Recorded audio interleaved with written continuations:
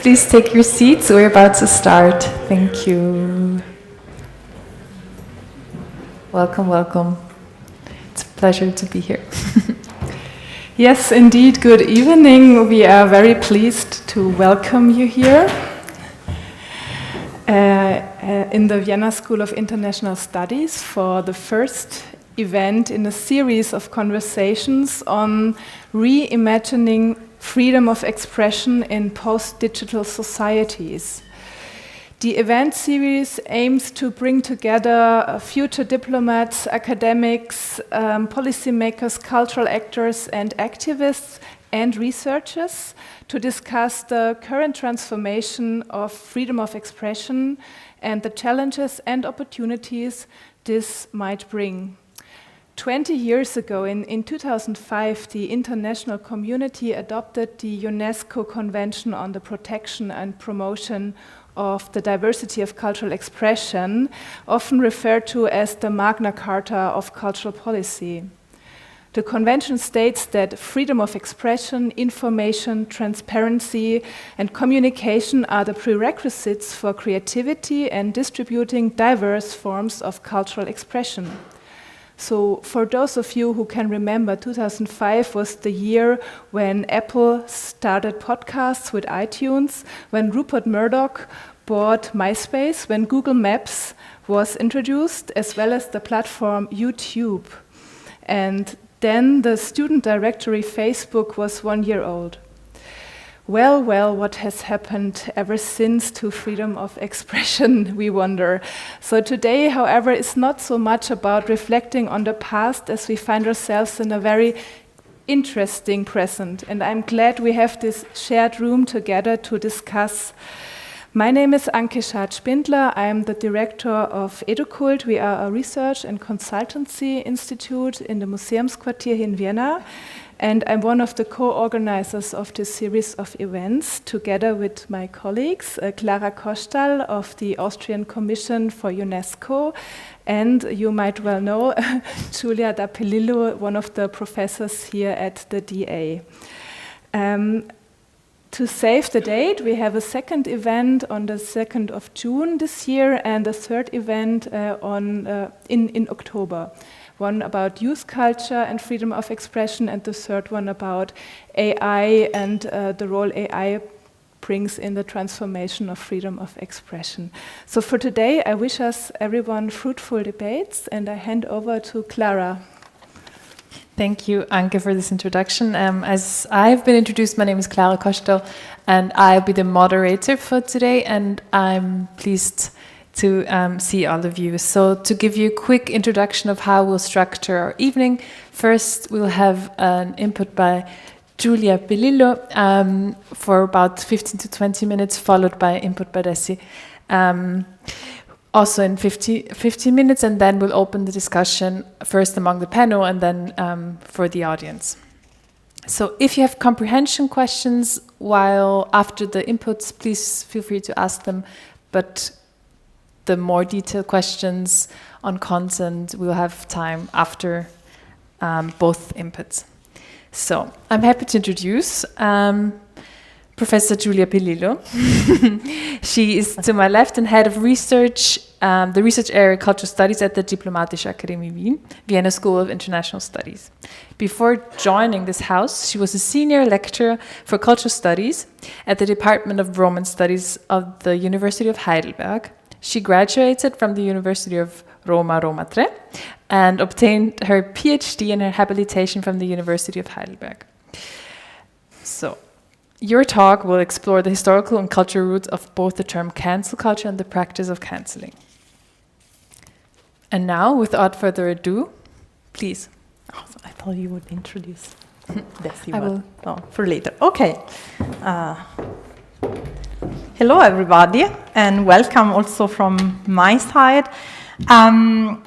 First of all, I want to say that the overarching objective of this series is to expand the view on freedom of expression rather than defining it in general terms.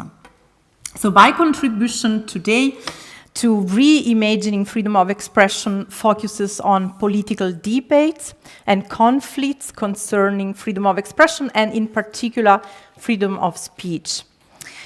Now, disputes on free speech tend to pit antagonistic visions against each other. On the one hand, that free speech should be completely free, no constraints at all. On the other, that it should be modulated according to norms of responsible information or the right of public to receive reliable information, that it should not be offensive, etc. Now we have experienced also recently how such conflicts easily spiral and might exacerbate political crises.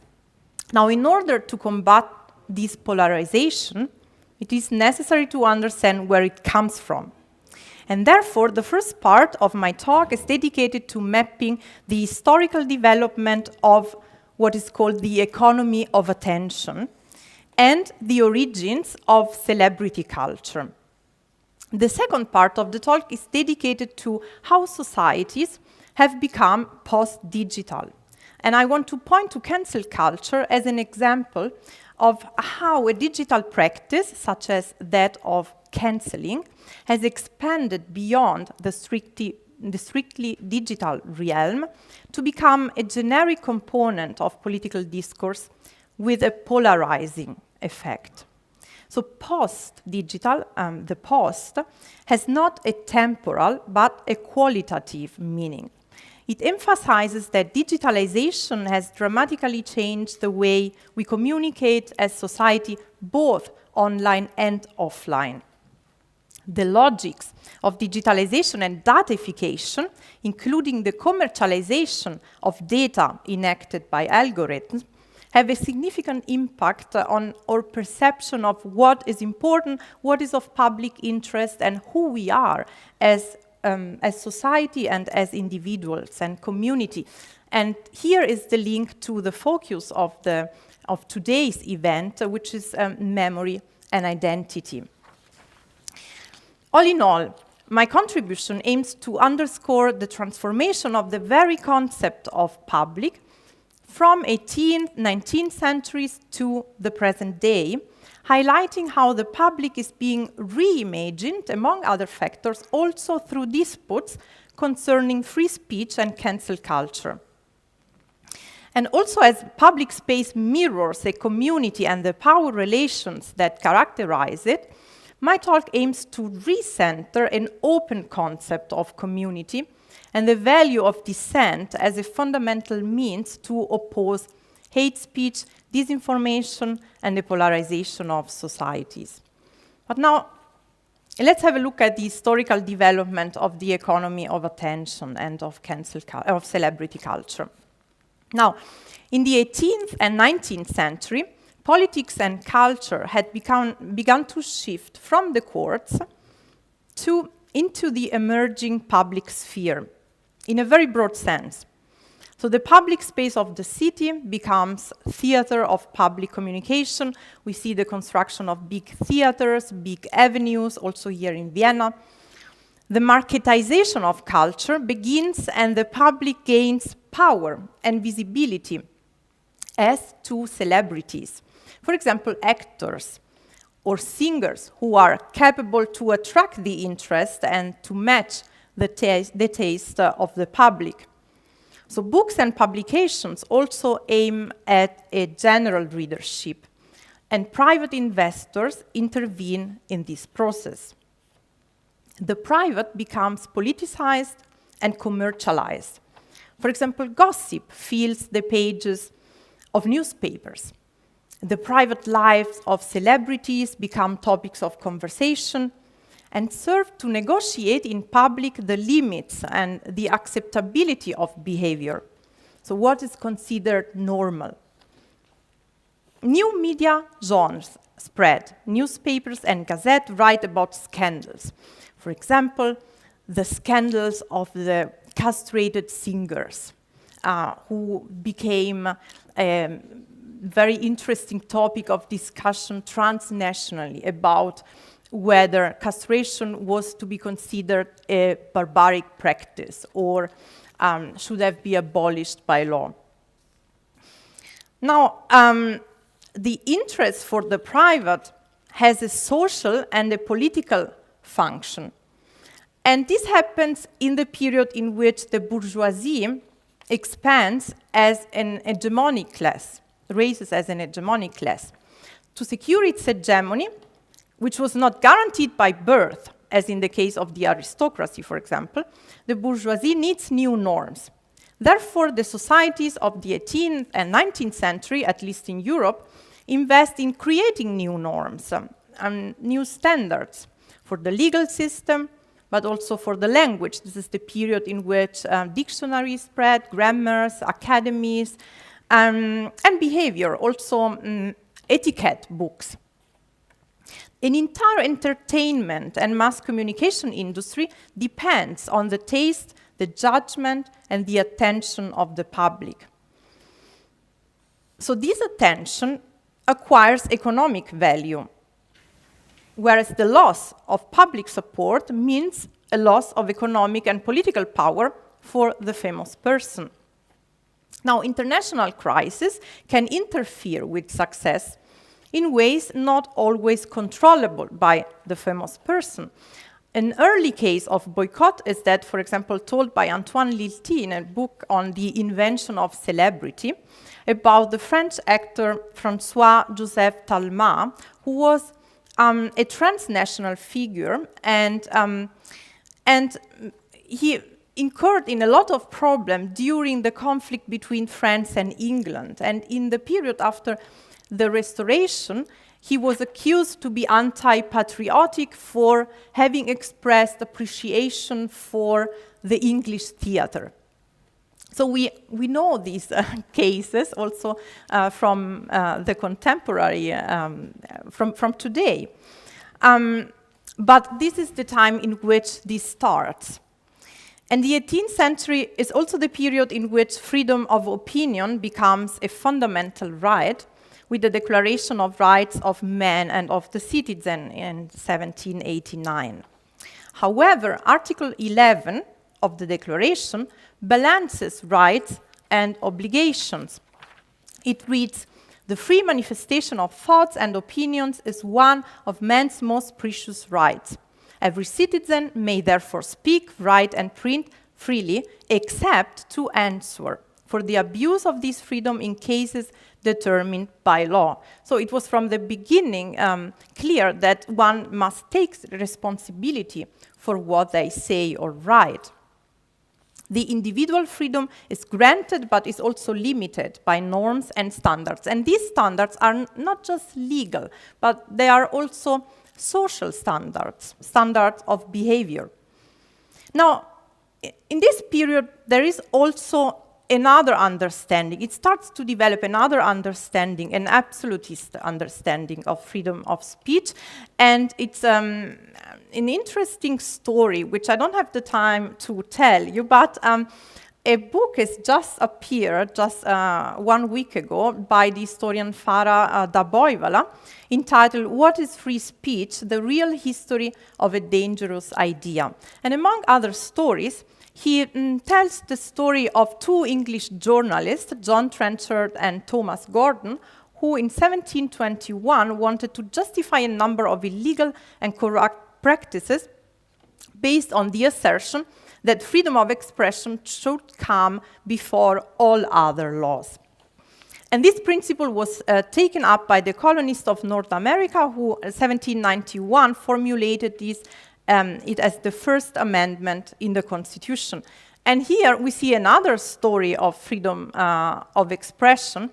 And we know well that this is really critical today. But in the US, another tradition based on other values develop around freedom of expression. But it's also worth mentioning that actually until the beginning of 20th century, this principle, I mean, the First Amendment doesn't really, remain unimplemented. So it starts to matter relatively recently. But anyway, this is just to point to the fact that these principles are not absolute, but they are always also framed in cultural practices and social practices. Now, to sum up this historical overview, why I'm telling you this story? Because the development of media infrastructures has intertwined historically with shifts in power relations in society. The public space has mirrored these shifts, but has also been theater of negotiations over power and contributed to create a collective sense of belonging. Now, let's look at the post-digital and the digitalization and the datification of communication. What does it mean exactly?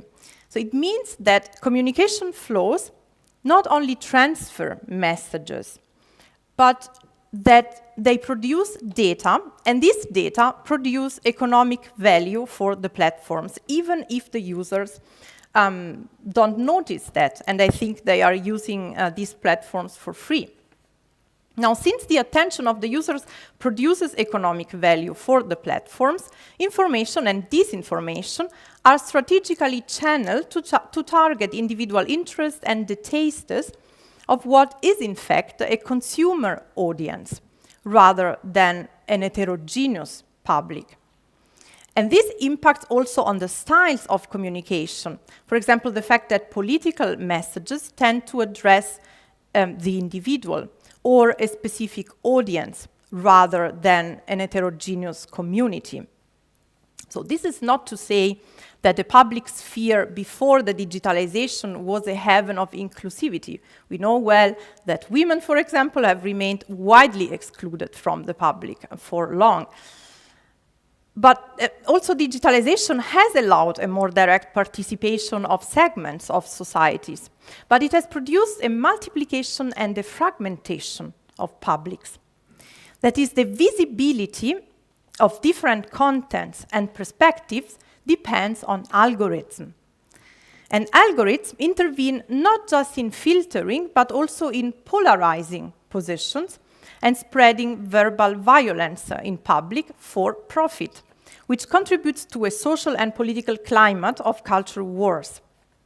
Now we see it in the cancel culture, in this shift from the practice of canceling to cancel culture, how this process works. The canceling originates in what is called the Black Twitter. So it based on jokes, actually, and ironical comments on everyday racism within Black communities originally. Now, from 2009, Twitter introduced a new function, the trending topics. And this makes this practice of canceling, so calling out to point to racism, it makes it visible also outside the Black community and evolves into boycott campaigns.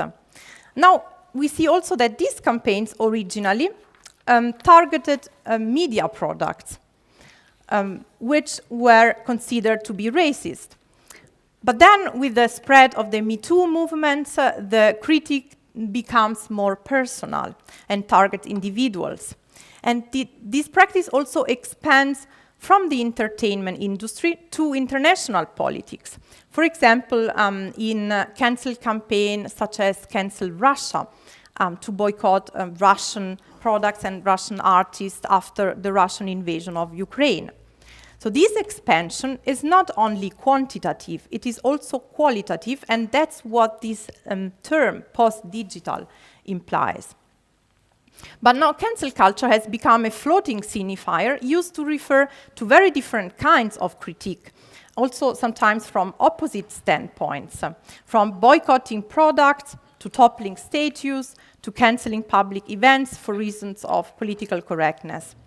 Sometimes the term is abused against different kinds of activism, such as decolonial or feminist activism, which criticize the invisibility of some memories and identities in public memory and in the public space. Now, why I'm saying that it is abused? Because it assumes that there is one single homogeneous memory or identity to be represented in public space.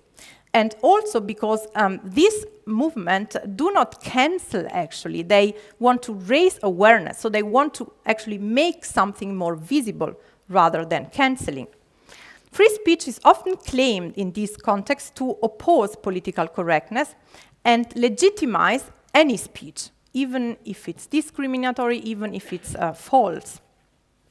Now, if boycott campaigns, as well as the scandals and the gossip reported in the gazettes of the 18th and 19th centuries, were functional to renegotiate the norms and the values on which the emerging bourgeoisie based its hegemony, what are the functions of current debates? So on the one hand, we can see that there are continuities. They serve to renegotiate the norms of public debate, the norms of public behavior, the norms of language use in public. But we can also consider these disputes as struggles to orient public discourse and to gain political hegemony. However, we also see a series of ruptures that need to be considered. So the idea of public has changed dramatically, and so has the media infrastructure. The logic of boycott had developed as a strategy of social and political control from below. So boycott bases on the collective power of the public. Subtracting support is a bottom-up strategy to diminish the power of someone who is in a power position, such as the actor Talma, who was a celebrity.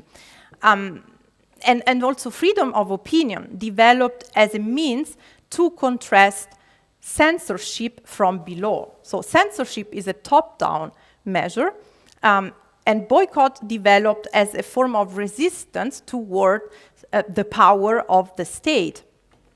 Now, there is a difference between being censored or punished by state action for saying something publicly, or claiming freedom of speech from a powerful position and without incurring in any punishment. This one is not boycott. So these power asymmetries are important and need to be taken into consideration. In the social media realm, the logic of boycott would actually translate into unfollowing, which is unfollowing a user, which would subtract attention and therefore power. Cancel campaigns instead aims to enhance visibility and raise awareness. So the boycotted person becomes, or product becomes, more visible. So the method of the critique has changed. And why? Why has it changed? One of the reasons is that we do not live in an age of scarce information, but in one of excess of communication. And algorithms intervene in channeling the attention of the public. They contribute to make cancel campaigns more visible because engagement generates profits for online platforms. And in its most extreme forms, cancel culture does not exert pressure aimed at achieving a change, thus with the possibility of redemption by the target cancel, which was the logic of boycott and the logic of the canceling at the beginning as a digital practice, but becomes shaming for its own sake and hate. Now, against this background, there are attempts to reimagine freedom of speech as a means to maximize the interest of big tech companies and dispense those companies from taking any responsibility about the content spread by the platforms. Other attempts aim to avoid taking responsibility for the transnational spread of disinformation to, for example, influence elections. The EU has responded to such abuse with the Digital Services Act, which is an important framework to regulate online intermediaries and platforms such as content sharing platforms, app stores, social networks, and so forth. However, to oppose disinformation, violence, and hate speech, we also need to renegotiate socio-cultural and political norms. Post-digital societies need to recenter the value of heterogeneity and dissent as vital feature of functioning democracies. Thank you. Thank you. Thank you, thank you. Thank you. Yes, you can hear me again. Thank you so much, Giulia Pellillo. That was an inspiring first input, and I already have so many questions in my head that I'd like to follow up. But before we go into a round of discussion, I want to introduce the next speaker to my right. Dessy Gavrilova is a Vienna-based Bulgarian cultural entrepreneur, curator, cultural consultant, and playwright. In Vienna, she founded the European Network of Houses for Debate, Time to Talk, a network of cultural centers and initiatives that promote public debate and develop a culture of civic argumentation, aiming to inspire dialogue and understanding. In 2016, you initiated and co-founded the Vienna Humanities Festival, an annual event that has already become emblematic for Austria's capital. So we've heard first input from academia, really a theoretical view, and now we will have interesting input from a practical point of view. Welcome, and a hand of applause.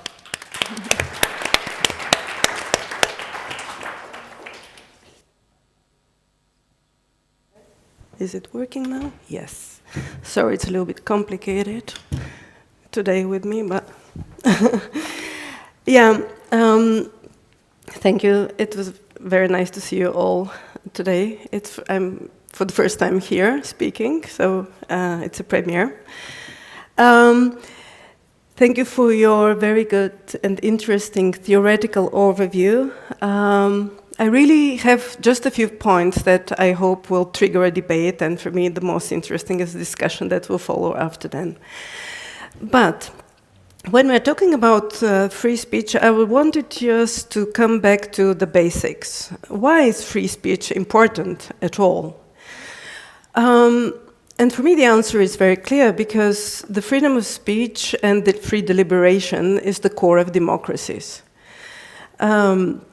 It is only when different agents in societies, different interests have the opportunity to voice their interests, their opinions, and they have a common space in which to deliberate, they can negotiate their living together. And this can only lead to a healthy society, so to say. This is an Enlightenment idea that we kind of believe in, or believed in until recently at least. And especially in the late 20th century, until I think it was not disputed that actually the freedom of speech, as we had it in that time, is working for democratization, is aiding democratic societies. I come from a communist country, actually, and I grew up during communist times, and I believe most of you haven't lived under any oppressive regimes. But I remember how, in these conditions, how valuable information was, and how important factor for mobilization, the freedom of speech that we didn't have, but the striving to get it was. So I remember how we would tune to Radio Free Europe or BBC or Deutsche Welle or whatever, and this itself, listening to this kind of truthful information for us was a sort of, on one hand, act of dissent, on the other hand, act of freedom, in a way, something that was giving freedom. And the Helsinki Accords that were signed also by communist countries in 1975, I think then the communist government somehow overlooked the importance of some things that were written there, for example, that everyone has the freedom of expression, then turned into a vehicle for change. This was kind of the beginning of the end of the communist regimes. And the core, all these dissident groups that mobilized around articles in this Helsinki Accords was all about freedom of expression. So during, in the context of oppressive regimes, I think it's quite obvious why truthful information and the freedom of speech is so valuable, and it's a vehicle for change within and to overthrow this, for mobilization that aims overthrowing these regimes. Today, I think we are in a kind of the opposite situation. Today, everyone is a media. Everyone has the freedom to say whatever they want. Everyone has the platforms or the tools to say whatever they want at their fingertips, in their pockets. But so we don't have, in a way, problem with freedom of speech. Right? No one is telling us, at least here, most of Europe, no one is telling us what we can say and what we cannot. But two problems, I think, emerge. One is, because when everyone has the right to speak, of course, there would be some unpleasant opinions, voices, statements voiced. There might be some radical opinions that we don't like that will be voiced. And the question emerges, should one regulate what is being said? Are there limits to this freedom of speech? And the second question for me is how to make sure that people are listening. When everyone has the right to speak, how we make sure who is actually listening and hearing what people are saying. So my answer to the first question, whether one should regulate free speech, I think is quite definite no. I would say that only when acts of speech that kind of border already of criminal offense, for example, someone is trying to organize people online to kill someone or something like that, this is when we have to do something. But I think all other opinions have to be left, even if we don't like them, even if we find them very radical. Because, look, Germany, for example, is regulating free speech. Probably it's the country in Europe that is doing this most of all other countries. Did they stop the AfD? No. I think actually did the opposite. I believe that when a political party and the people that support it feel oppressed in a way, they feel that they are censored and all this, they can picture themselves as a victim, and this is kind of mobilizing factor already. We, the victims, let's fight these evil people that are censoring us. Yes, so my answer would be no. And the interesting thing, I think, that probably later in the discussion we should come to is that actually very often these groups that feel oppressed and censored, when they come into power, they start censoring themselves. Look at Trump, for example. Between the two terms, there was all this talk about how these evil Democrats are censoring the platforms, the social media platforms, and they are not letting Trump supporters and the likes to voice their opinions freely, and this should be changed, etc. He came to power now, deregulated this, yes, but immediately started another type of censorship. For example, threatening universities to withdraw their funding if they keep allowing gatherings or events that kind of talk about Palestine or critical to the Israeli government, and so on and so on. So this is an interesting aspect that I think later we can discuss. But the bigger problem, I think, is the fracturing of the public space, and this, I think, is the biggest problem that comes together with the rise of internet, social media platforms, etc. And we all know a lot about what are the mechanics of how the social media actually destroy the common public space. But I would like to start one step back and go to a very interesting, very rich book of Oliver Roy, The Crisis of Culture, where he speaks about how actually the role of globalization in this loss of our common space for deliberation. This is just one of the things that he talks about in this very rich and interesting book, but he's saying that in the global societies, in big cities you have people coming from all over the world, And basically the cultures that are more homogeneous, they have shared cultural codes. The people there understand what people mean when they say something. Ambivalence is allowed there because they know the context, they know what people mean when they say certain things, they know what gestures mean when people do them. And when people from other cultures are confronted with this culture, very often they don't understand, or the people from the dominant culture do not understand the culture of the newcomers. So this is where this kind of sort of offense and feeling insulted and all this come to play, and this is where come the desire to regulate what can be said and what cannot be said in order not to offend the others. And he talks about how this actually kind of brings to a loss of culture, a crisis of culture, where we limit the language to very simple and direct messages that are not ambivalent at all. And this is what brings also the rise of emoticons, because emoticons are very clear. It's laughing, okay, we're happy. It's sun, it's nice, and so on and so on. I remember actually from my own experience in Bulgaria, how the word gypsy, I was so shocked when it became illegal in a way in Bulgaria, because it's the traditional word. We have gypsy people in Bulgaria. And at one point I remember how in the 90s we were all told that that's not okay to call these people gypsy. Why? This word that has hundreds and hundreds of years of tradition has so much content around it, so much nuance, so much context, and yeah, so this is actually what he's speaking about, and it has to do with the role, somehow I think it paves the way probably, or goes parallel with what social media does.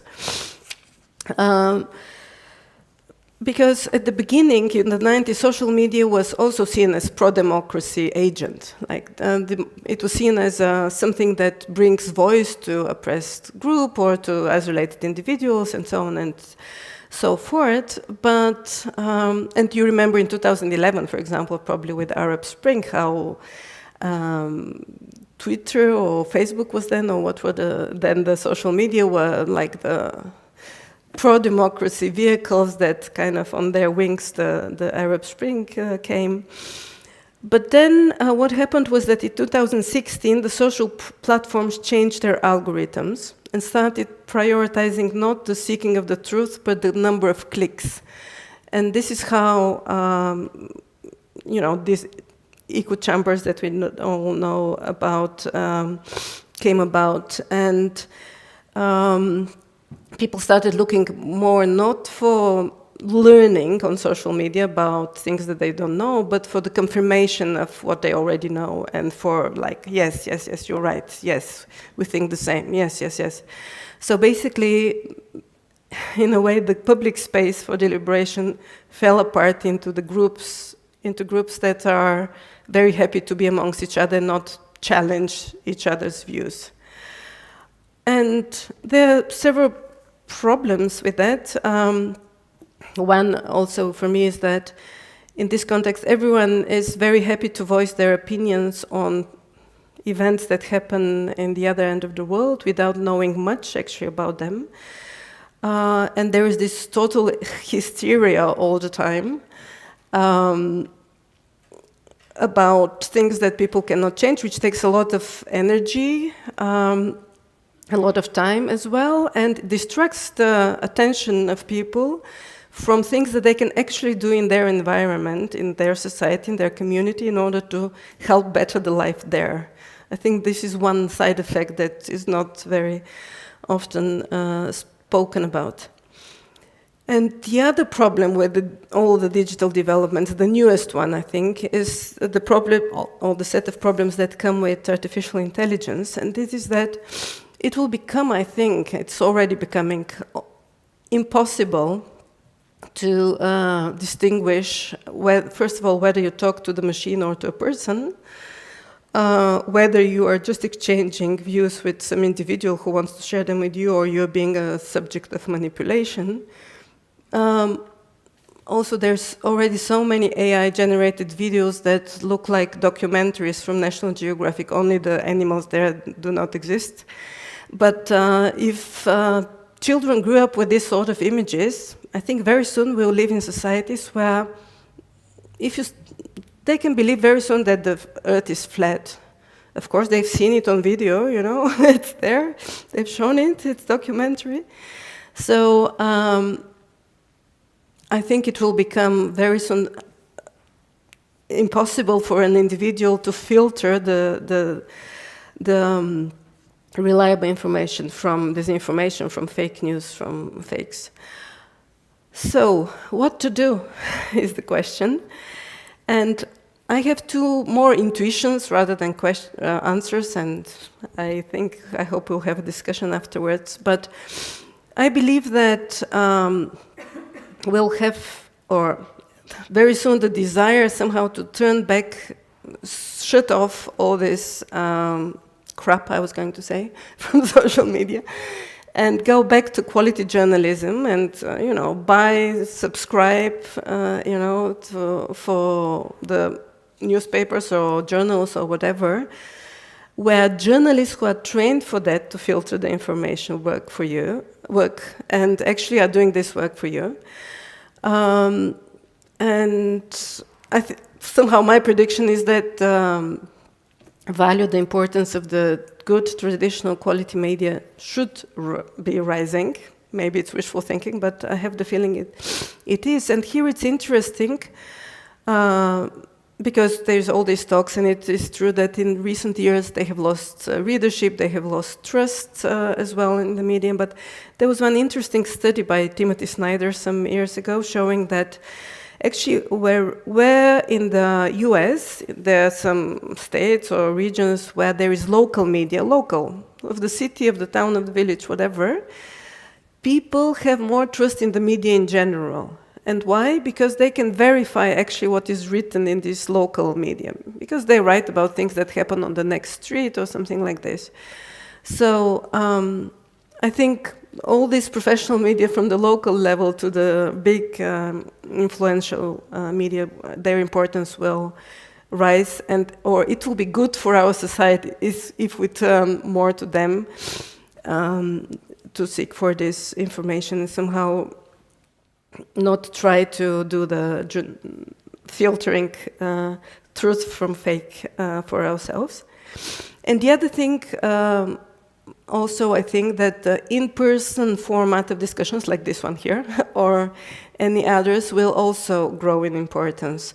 Because when you more and more really do not know with whom you are speaking online, I think people will want to share the common experience, being in the same room, feeling the body of the other somehow.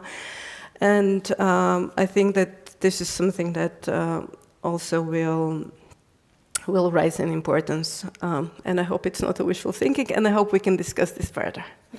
Thank you so much.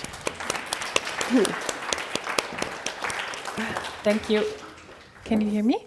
Yeah, perfect. Thank you, Dessy, for your input. And I would like to start this round of discussion for the panel, and then we'll open up later in a bit. So, Julia, now reacting also to the input that you just heard, I would like to take a closer look to the power dynamics. And we've heard there's limits to freedom of expression. There's also different power and who is allowed to say what. There's legal limits, but there's also societal limits in terms of using discriminatory language or having all of these changing over context changing limitations. And I would like now you to ask you about the challenges in the regard you see and how you observe it in reaction to Dessy's input. Can you hear me? Yeah. Well, the challenges, I think, the big challenge is this radical commercialization of information and of data. I think this is the challenge, and what we do with that. And I think that, yes, there is a legal aspect in it, which is important, but I think that there is also a cultural aspect, which is about how we understand freedom whether it is mostly an individual freedom or whether we understand freedom as something that is also collective. I mean, we had this discussion during the pandemic in which, we had conflicting understandings of freedom. And the problem is that I think it's fine that people have different opinions about things. What is problematic is when these discussions escalate and they create this climate of cultural wars, and I think this is the real problem. And these discussions are enhanced by the way in which social media work and in general this process of datification of communication. So I think this is the real challenge. So it is something that we need to tackle legally, but it is also something that we need to tackle culturally and discuss about this aspect in these kind of environments in which we don't start canceling each other.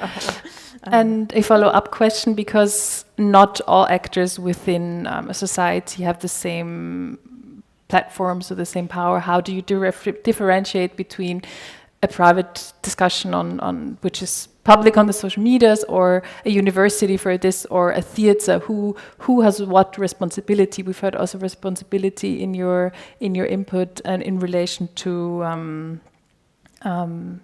this point you just made. I think everybody has a responsibility. I think this is precisely the point.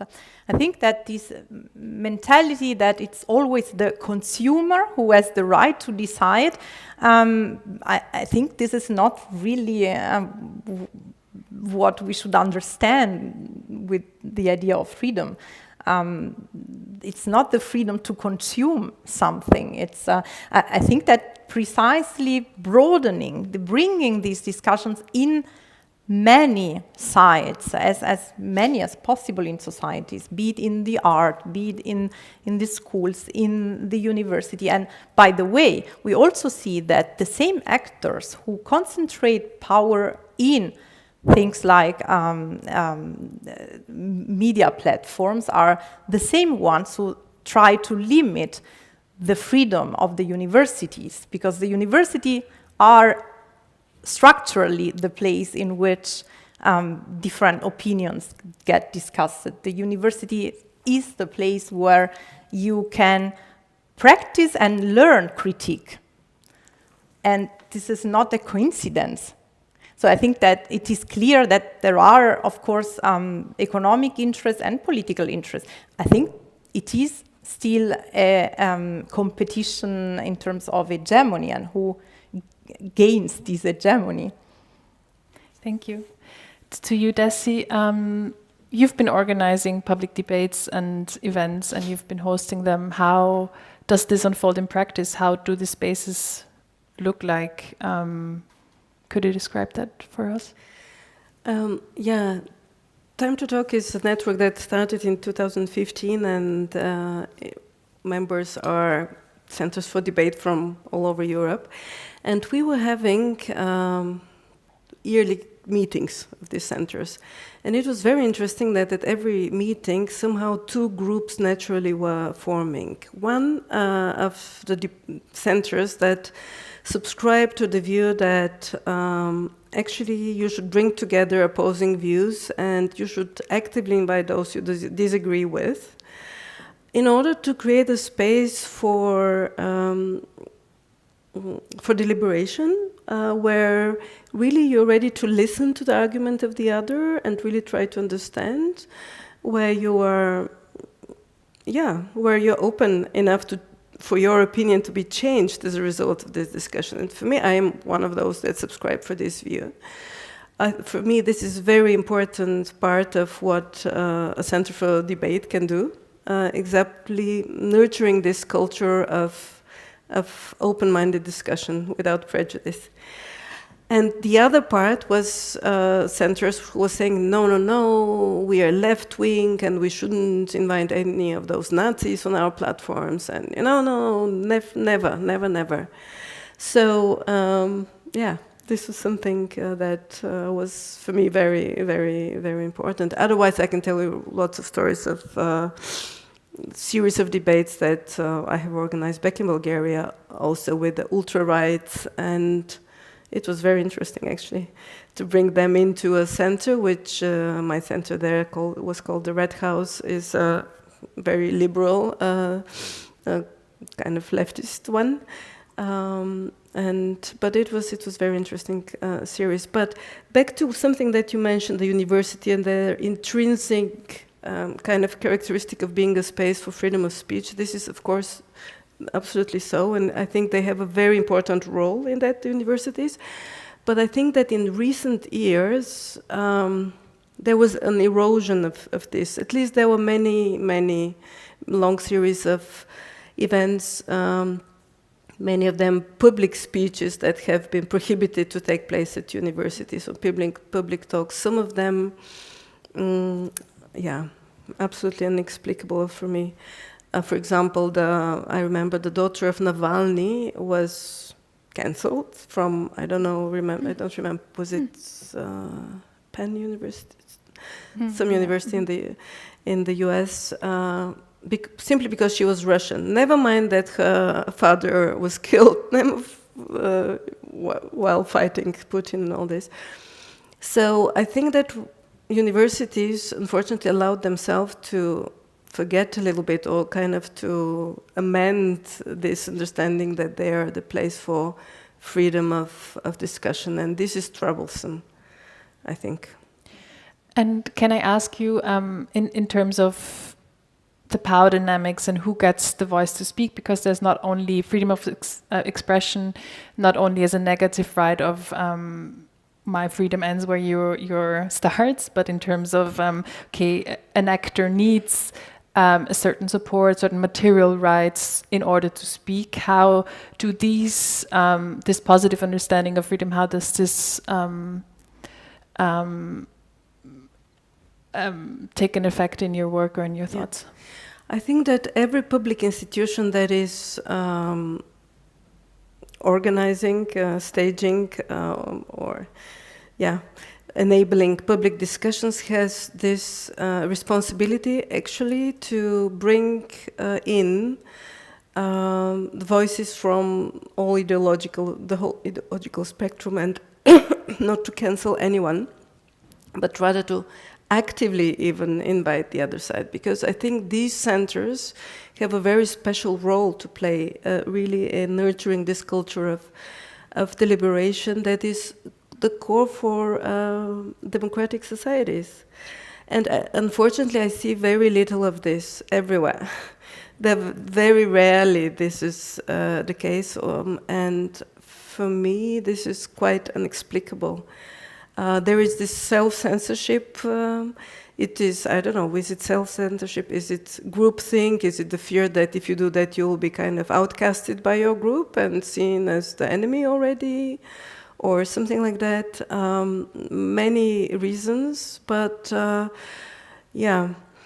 example, one striking example, J.K. Rowling, if you remember, there was this controversy about her, and why? Because she protested about the cancelling of the word woman, basically. That was the story about. Because she was transphobic in her opinions, that's why the argumentation of cancellation. That was what people were saying, but I personally don't find anything transphobic in what she did, because she saw some post saying, referring to women like people who menstruate, and she was kind of laughing at that and saying, what? Wasn't there another word for that? That was something starting with W. Can someone help me what it was? So basically she was being ironic, which I understand and share this irony. What is this? Why not say woman? Sorry. But this started a huge hate wave against her. Her books have been burned. And in all these years, as she was invited everywhere before, she wasn't invited anywhere. So, for me, this is really, really troublesome, and shows something about how much the key players in structuring the public debate in Europe are actually self-censoring or exercising censorship. Yeah. I do think in terms of the gender studies evolving, I do think that cancellation can be a powerful instrument, but also in terms of changing of perception of rights for LGBTIQ+ communities. Of course, those are important moments also to shift certain limits where something would be acceptable and is then put into law. For example, you mentioned women's right, women being excluded from public, which would be a limitation a couple of years ago. And thanks to a lot of women rights activists, is not anymore. And Julie, I would like to ask you. Having ambivalent positions of persons, authors, for example, Judith Butler is someone who has been an ambivalent person.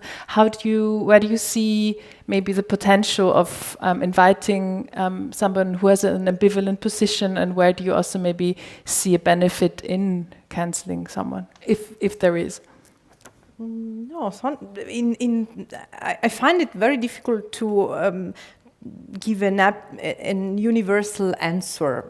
I think that everything should be regarded contextually, and this is the point. I mean, we are not going to go far if we stick to wanting to define freedom of speech or whether cancelling is or isn't. I think there are cases in which cancelling has risen a lot of awareness. I mean, the Me Too movement has been key to point to violence, to point to dynamics in the media industry, entertainment industry, which are not okay. So it was really good that this movement developed out. So I don't think we should search for general answers. We should rather learn to contextualize and to find what is at stake, what is important in this context,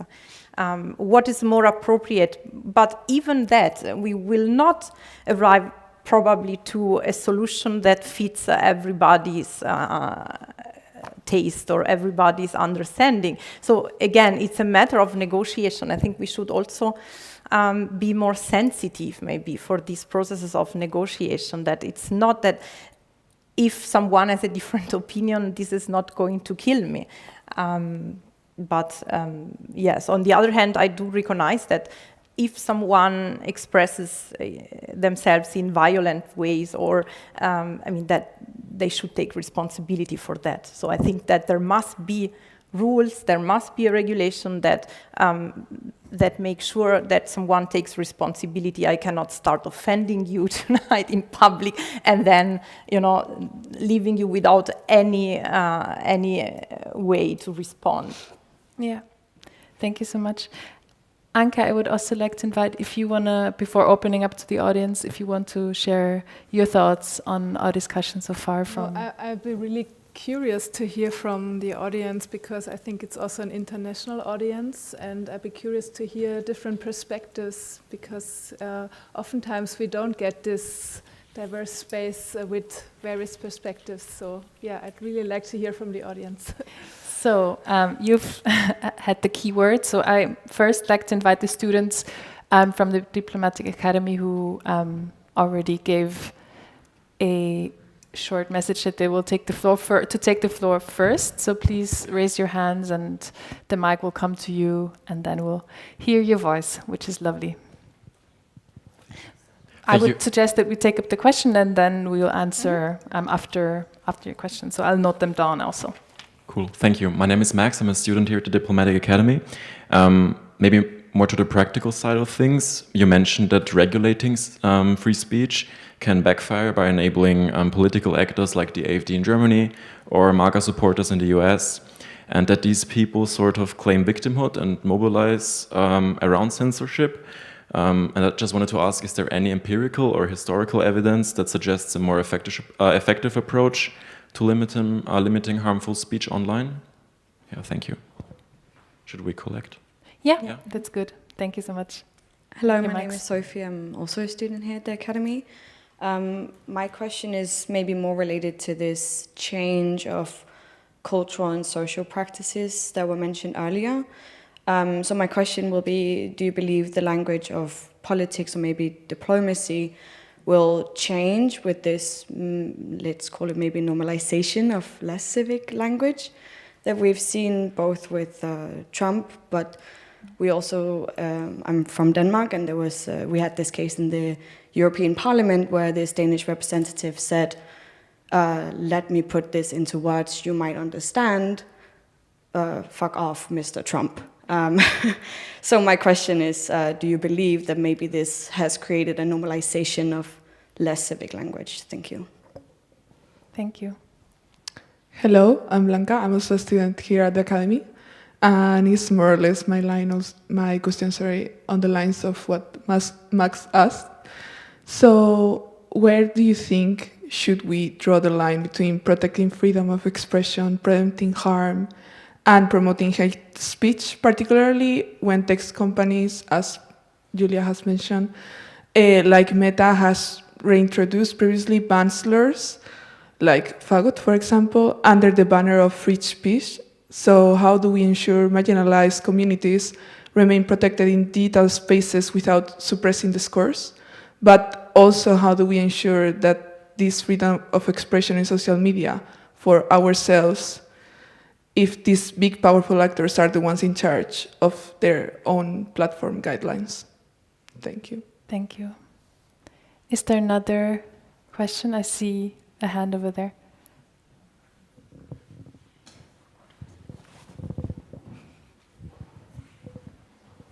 Hi, my name is Julia. I'm also a student at the Academy. Thank you for the talk. And my question would be, so how does our current communication culture and the media landscape you just described particularly impact election campaigns? So, for example, we've seen in the US that the discourse was very divided during these elections. We've also seen polarization during the recent German election campaign. So I'd be interested in seeing the impact of this climate on campaigns specifically. Thank you. Mm-hmm.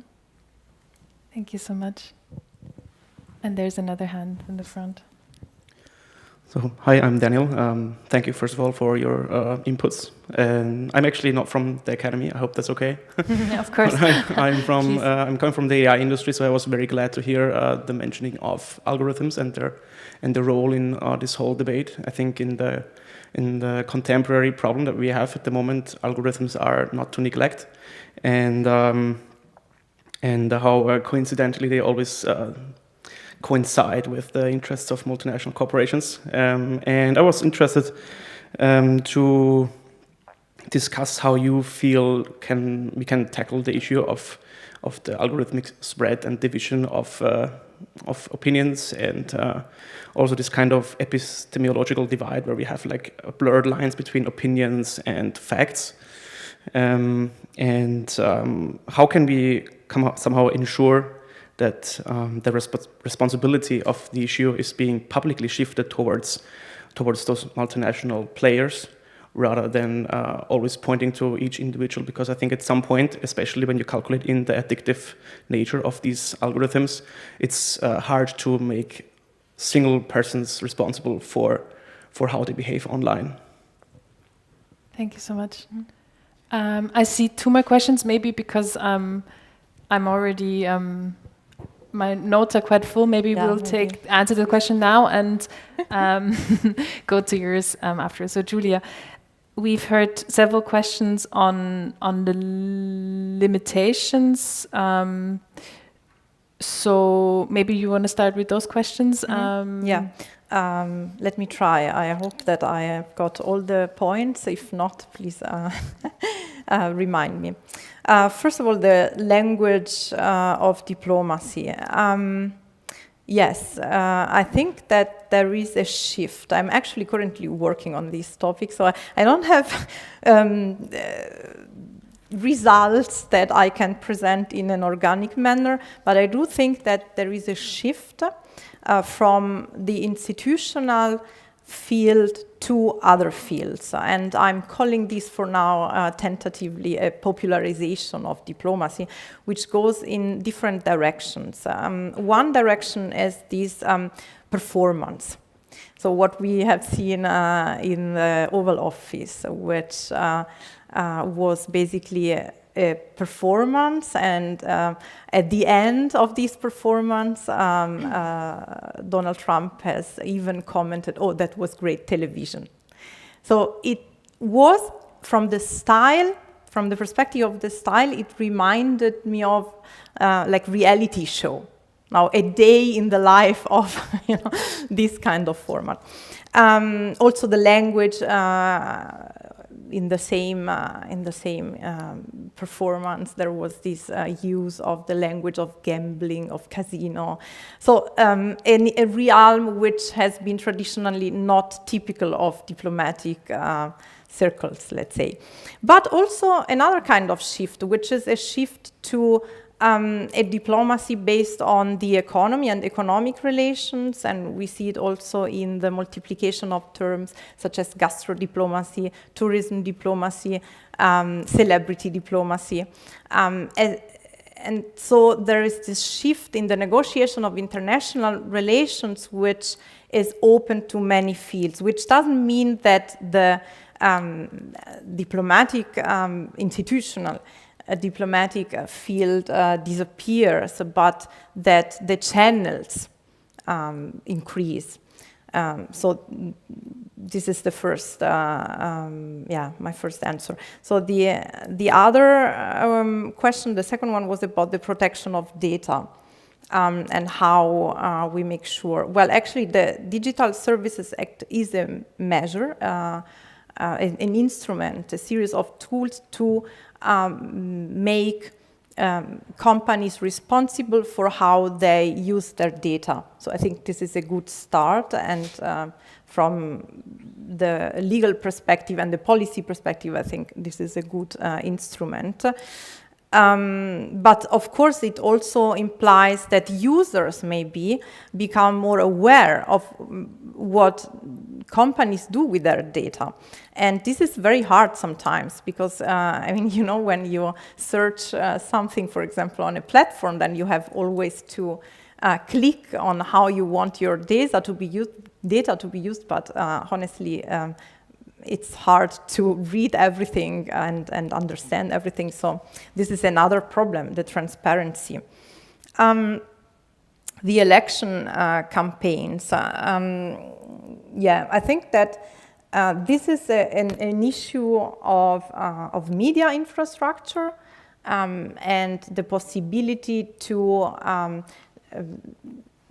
enter the space of let's say, other countries, because traditionally, if we think of the, 60s and 70s, the public space was mainly in the hands of the state and public media service. So this is a problem of media infrastructure, but it is also a problem of rhetorics and of discourse, and that is what I also wanted to point to with the example of cancel culture, that something which is of technical nature then becomes a cultural problem or a cultural issue, namely the fact that the discourse, the political discourse, in this case it was the discourse of the Republicans and of Donald Trump, revolved around being against the other. And even, again, to point to the episode in the Oval Office, it was also weird that much of the discussion was focused on the failures of the previous government. So this is also not conform to diplomatic standards, let's say. So yes, there is this development of these antagonistic rhetorics and the enemies which spread all over the place. And the final question was about the opinion and facts and how we distinguish. Well, the thing is that we still need these intermediaries in terms of actors, like journalists, for example, and a series of also diplomats actually diplomats are also intermediaries, and a series of norms, of professional standards. So this is actually what makes the quality, let's say, of information, also of politics. And if the mentality is that you can save money by simply cutting resources, being the resources to the public media, the resources to the public university, because then you pay for the kind of education you want. You don't need to pay that the state pays the public university or the public school. Then, of course, a whole culture changes, and I think this is the problem, or at least from my perspective, also being a scholar of cultural studies, I tend to see these kind of problems. But I think it is very important, actually, precisely in this context, to invest in fostering public service. Thank you. I'd like to take up the last question, also directed to you, because you also mentioned algorithms in your input, and you mentioned the epistemological divide, and how can we ensure that not the individual is being taken responsible, but the platform, and how can we structure those spaces, maybe going into also a positive image. What could be a way forward?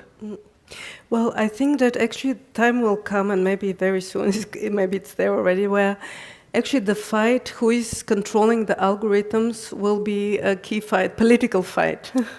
So basically there will be different visions about how all this field has to be structured in order to enable different visions of what good society is and how it functions. And I think it will become part of the political fight, the fight of how these algorithms look like. I don't know whether you agree. You seem to be more specialized, knowing more than me about that, but that's my intuition. But if I can add just a few things on a few other questions. The question about election campaigns.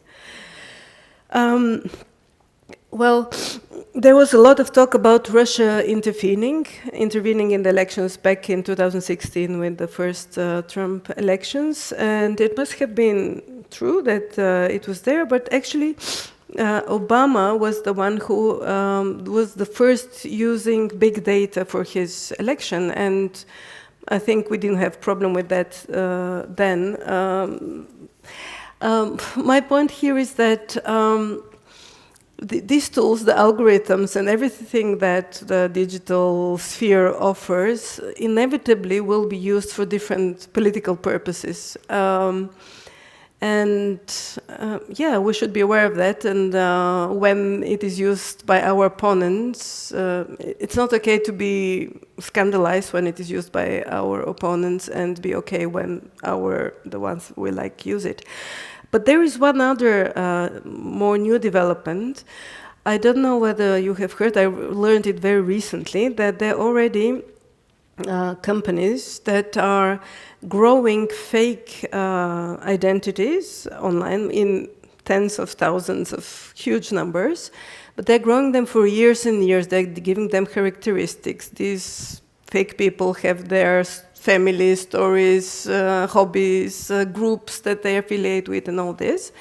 And at one point, they're selling them in tens of thousands numbers to political parties. And these people that people are already quite sure that are real people because they have interacted with them online for years, at one point start passing the messages that serve this political party. For me, this is very, very scary development. And this is the next generation of problem coming from the political campaigns and the political, in the elections and the role of digital. So, yeah, it is all very, very scary.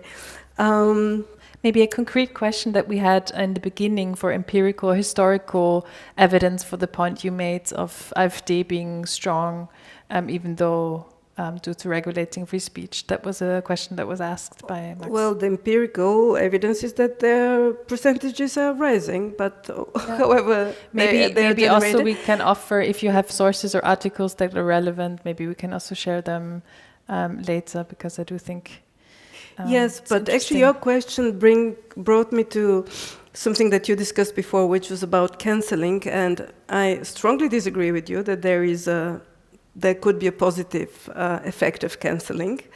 And I just wanted to say this because somehow it had to do a little bit, it seems to me, with your question, because I think cancelling in a way undermines the critical qualities and capacities of the audience. So basically, if you want to cancel someone, it means that you think that if this person sits now in your place and says whatever they have to say, they will immediately, it's so contagious that all these people will subscribe for their ideologies or for whatever they want to sell them. But I think, actually, I have a higher opinion of people, of individuals, and of their critical capacities. And I think that people can make the independent judgments and put what they hear on stage in context. They can see, okay, this person is not very well educated, they don't speak very well, no wonder they have these bad ideas, that's why. So basically, they'll have a richer idea of, perhaps, why they don't like them. It's not that immediately they'll become AfD voters or something, if this was an AfD.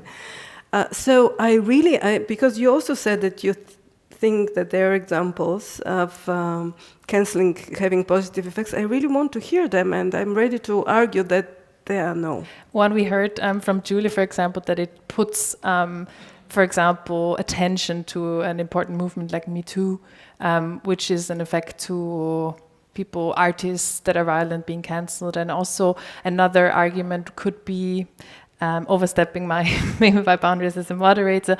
But for example, as we've heard, where the limitations for discrimination, and there has to be limits when it comes to hatred and hate speech. So I do think those could be the points where we could see where it could have positive impacts possibly. But cancelling campaigns, I was referring, for example, to the Me Too movement.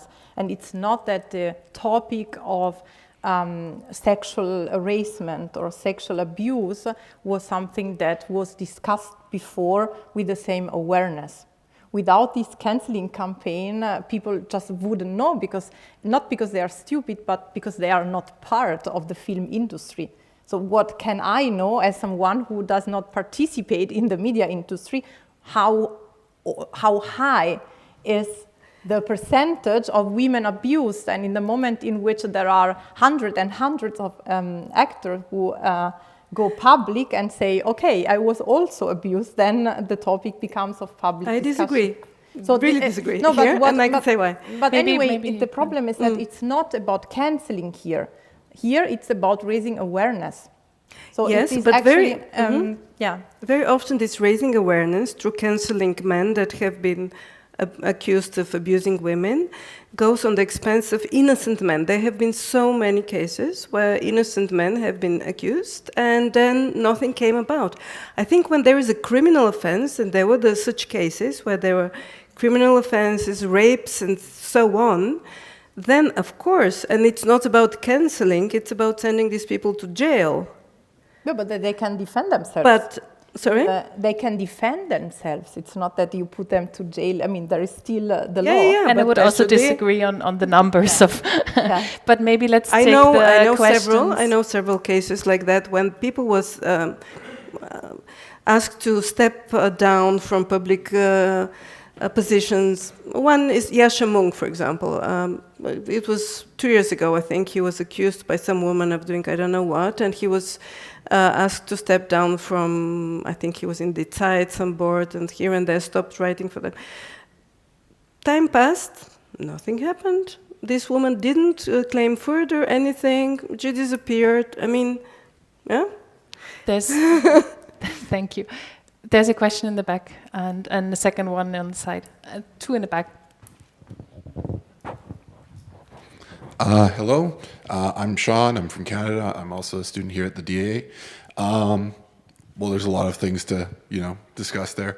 My question more goes back to how should we kind of look at as Sophie was pointing out, like this kind of move to like rougher language or stuff like that, because I feel like that's been a lot of the source for many people's anxieties around our current political climate, is that they feel like a lot of these parties that they want to support don't get emotional. They don't fight for them, which is what they really want to see.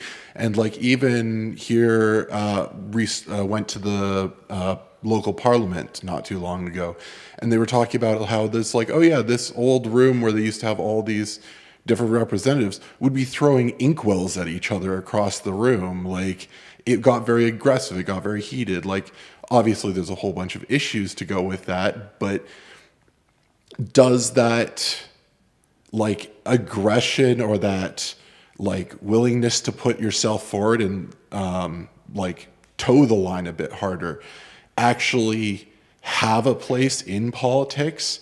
Because otherwise people feel like, oh, it's just more of the same neoliberal dribble, that just same course as always.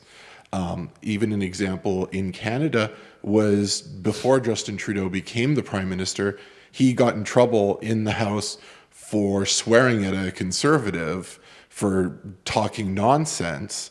But then once he was the Prime Minister, he just towed that neoliberal line of just saying whatever was, you know, custom written for him to say. So, thoughts on that? Thank you. Next question, please. Good evening. I'm Ljubica. I'm also a student at the Diplomatic Academy. First of all, thank you very much for all of your presentations and your discussion.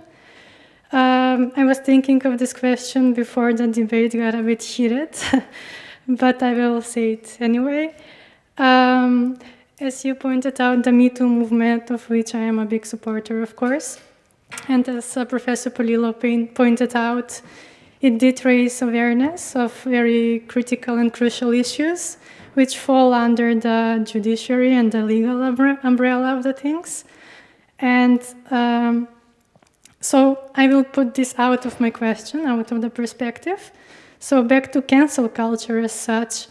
In my opinion, or it may be a challenge maybe for you to discuss it, is cancel culture basically having or not having arguments? Is it just lack of arguments?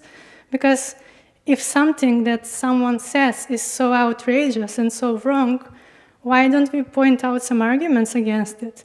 Once again, I'm not discussing about offenses that fall under criminal law, but if it's about discussion, if it's about debating, if it's about exchanging of opinions, why don't we do it? Why do we just cancel the person? Because it is also a challenge to freedom of expression, because people become more introverted, more into themselves, because if they point out their opinions, which are a bit dissenting from the majority, they may just get cancelled. So if you can go back to it a bit. Thank you. And the third question on my right.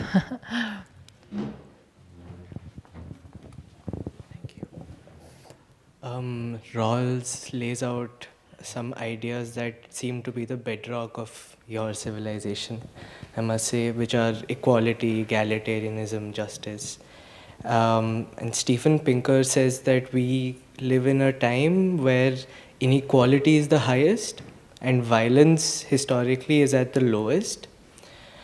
For me, I've always seen cancel culture, I mean, Americans love putting labels on things, so cancel culture, as an expression of inequality, a sort of violence that is necessary because across time, whenever inequalities have been high, there has been violence from people expressing their frustrations.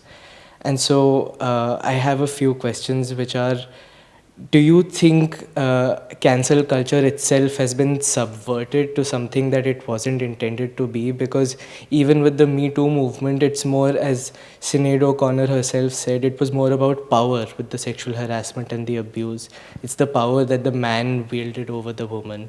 And with everything else, cancel culture grew as something that is representative of a revolt from the working class or the poor against those who have power and those who have capital and those who control the courts and the parliaments and whatnot. And so would you see it as a subversion? Do you think cancel culture right now is necessary? And should we consider cancel culture, should we consider it, especially as you said, Julia, that we are considering the digital aspect of it, whereas I see it as just something that has been happening historically, an expression of people against abuse of power. So why do we have to look at it in a different light just because it's in the digital realm? Thank you. Yeah. Thank you for these interesting questions. I'd like to start with you, Dessy. You've noted them down, so I'm not going to direct one question to you. So, to your question, the first one, I think that passion has a big role in politics. And I think that trying to iron the language that is being used in politics is frustrating, and it's not serving the people and their agendas. And I think passion was always there. And when it comes to something like you said, using a swear word, was it? Sometimes it comes. The issue is so strife and wants a strong reaction that, for me, it is well placed, such a language. There are cases when it should be there, and we shouldn't fear it. I think that the idea that language should be regulated is eventually backfiring. We cannot erase the ambiguities in our societies, in the way we live. There's so much uncertainty, ambiguity, there's so many nuances. And we cannot speak of the world as if it is just black and white, or very clear.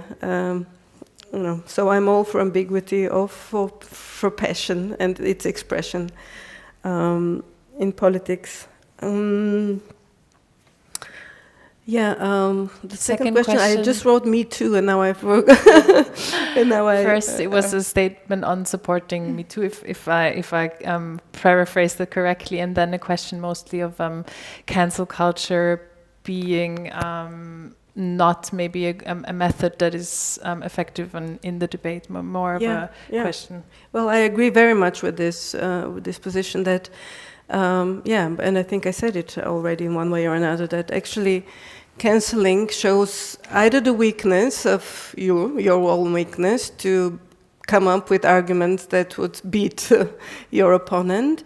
That's on one hand. On the other hand, it undermines the capacity of the listeners to these discussions to make their own judgment. And somehow it presupposes that the one that is to be cancelled is so strong, so persuasive that they will win the debate. But it shouldn't be the case, and we shouldn't be afraid, and we should train and equip ourselves with our argument in order to beat them and invite them to the discussion. That's my opinion. And the third question, I'm maybe going to direct to you, Julia, because we already reached the time of our debate. So the maybe question... I have sort of... an answer that maybe wrap up. Of course. So I'm not going to paraphrase the question. You. No, I was just trying to wrap up the different questions. But no, please. Sorry, you are the moderator.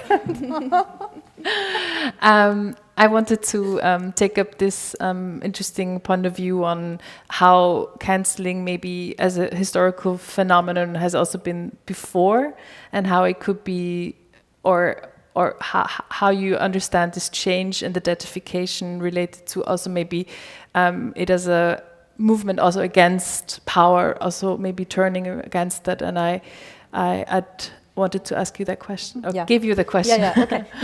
I mean, first of all, I don't like the word cancel culture. Not because I don't like it, but because it just refers to far too different things that cannot be considered the same kind of action. And so I think that we need to distinguish what we are talking about. So on the one hand, what I have been trying to do with my talk was point to this dynamic that brings the digital practice of cancelling to this weird thing of cancel culture that can be used to refer to far two different things. But on the other hand, also trying to contextualize and I think we need some instruments, some tools to analyze the single cases. And so what I think is important in order to make the right distinctions, first of all, the difference between boycott and censorship. This power difference, the power asymmetries, they make a huge difference. So for example, one thing is that someone gets cancelled from a university perspective because this person should not express their view in the public.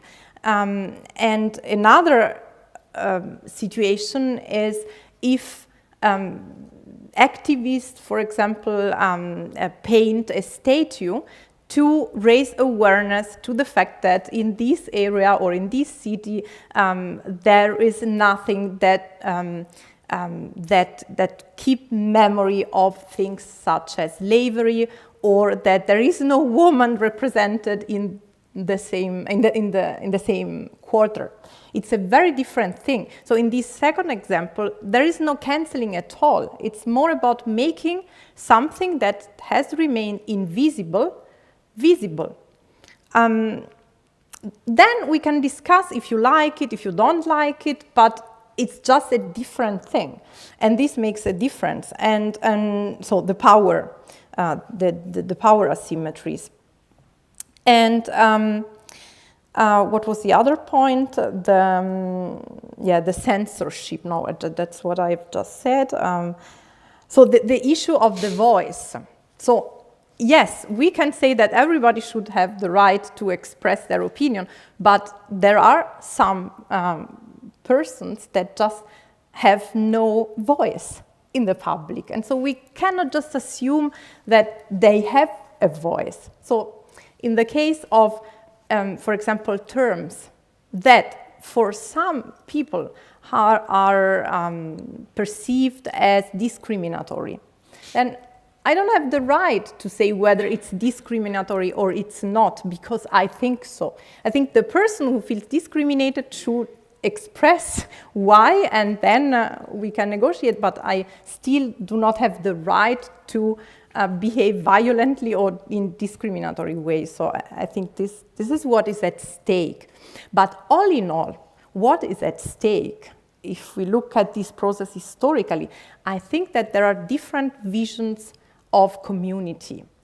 And whether, I mean, in these disputes, whether we consider a communities as something that is open and heterogeneous, or whether we think that a community is something that is homogeneous and closed. And over these different conceptions and visions also for the future, I think that many disputes around cancel culture develop, not all of them. The other problem is, of course, the commercialization of the data, and this is a different aspect. Thank you so much. And now that we've reached the time of our debate, I would like also to maybe bring in, because you mentioned not everyone has a voice, a really interesting example of UNESCO's understanding of artistic freedom, for example, is not only freedom of speech, but is also fair pay and who has the material rights. So I do think freedom of speech has always been a method to also protect and bring forward a progressive development of society. And this is also what UNESCO, where I'm working for the Austrian Commission, understands freedom as this empowering tool.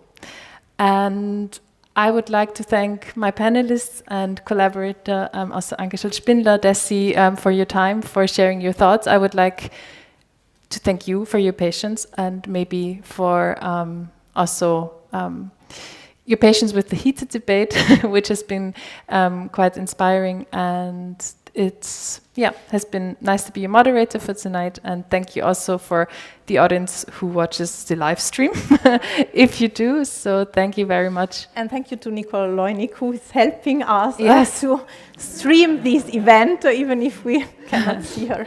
Yes, thank you so much. So have a good evening. Thank you. Thank you. Thank you.